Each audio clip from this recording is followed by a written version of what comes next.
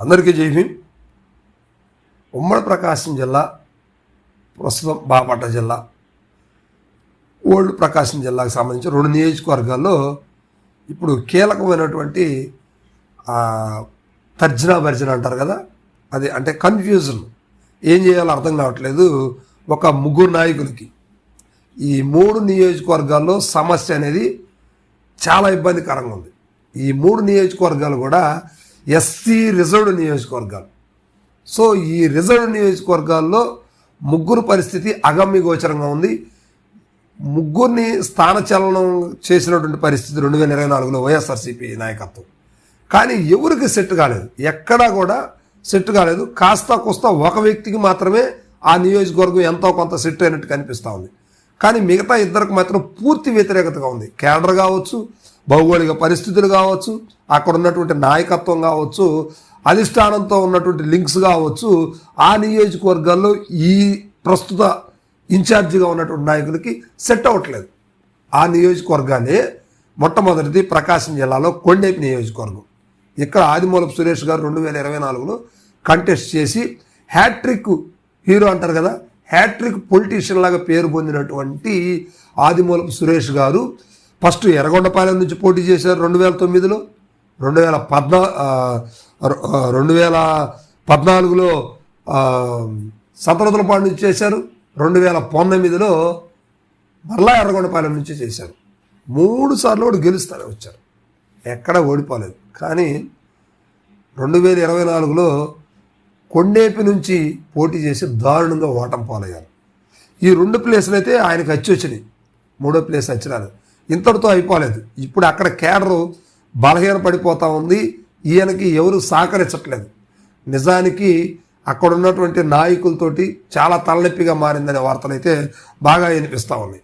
ఇక సంతనూతలపాడు నియోజకవర్గం, వేమూరు కొండేపిలో ఉన్నటువంటి అశోక్ బాబు గారిని స్థానచలనం చేశాడు, కొండ మార్పిడి చేసి అక్కడి నుంచి ఉన్నటువంటి కొండేపి నుంచి అశోక్ బాబు గారిని వేమూరు పంపించి వేమూరులో ఉన్నటువంటి మేరుగు నాగార్జున గారు మాజీ మంత్రివర్యుల్ని తీసుకొచ్చేసి సంతనూతలపాడులో పెట్టడం జరిగింది. ఇక్కడ దారుణమైన ఓటమి, అక్కడ అశోక్ బాబు గారు దారుణమైన ఓటమి.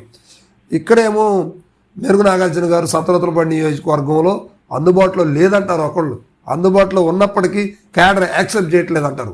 యాక్సెప్ట్ చేసినా ఈయన పనితీరు నచ్చట్లేదని ఇంకొక రకం అంటారు. ఇట్లా ఎవరికి వాళ్ళు యమునా తీరేలాగా సంతనూతలపాడు నియోజకవర్గంలో ఉంది. మరలా పాత నాయకత్వమే సంతనూతలపాడుకి రావాలి అంటూ కోరుకుంటా ఉన్నారు. ఎందుకంటే 2019లో ఇక్కడ టీజీఆర్ సుధాకర్ బాబు గారు ఇక్కడ గెలిచి ఎమ్మెల్యేగా ఉన్న పరిస్థితి ఉంది. కానీ ఆయన మీద ఏమన్నా సానుకూలత ఉందంటే ఆయన మీద కూడా సానుకూలత లేదు, పూర్తి స్థాయిలో వ్యతిరేకతే ఉంది.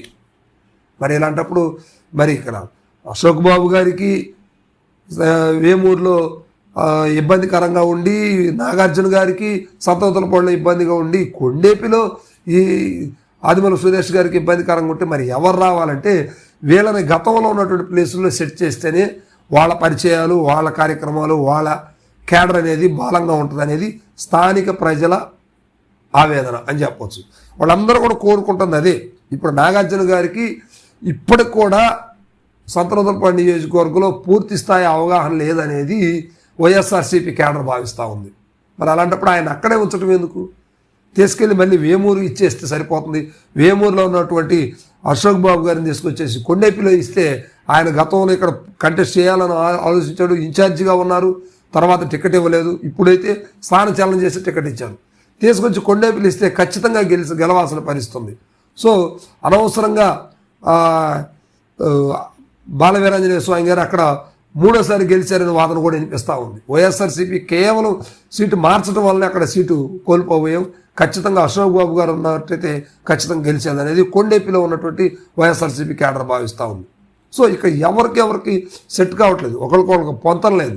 ఇలాంటి పరిస్థితుల్లో వైఎస్ఆర్సీపీ అధిష్టానం కలుగు చేసుకుని ఈ 3 రిజర్వేషన్ సీట్లని మరొకసారి ఆలోచించి సెట్ చేయాలి. లేకపోతే ఖచ్చితంగా ఇదే రిపీట్ అవడానికి ఎటువంటి సందేహం లేదు అక్కడ. సో ఇది ఈ 3 కొండేపి, సంతనూతలపాడు, వేమూరు నియోజకవర్గాల పరిస్థితి. ఇప్పుడైనా అధిష్టానం ఒకసారి పరిశీలించి జగన్మోహన్ రెడ్డి గారు దీని మీద కొంచెం కసరత్తు చేసి ఎవరి సీట్లో ఎవరి ప్లేస్లో వాళ్ళకి పంపిస్తే మాత్రం ఖచ్చితంగా వైఎస్ఆర్సీపీ బలం చేకూరుతుంది.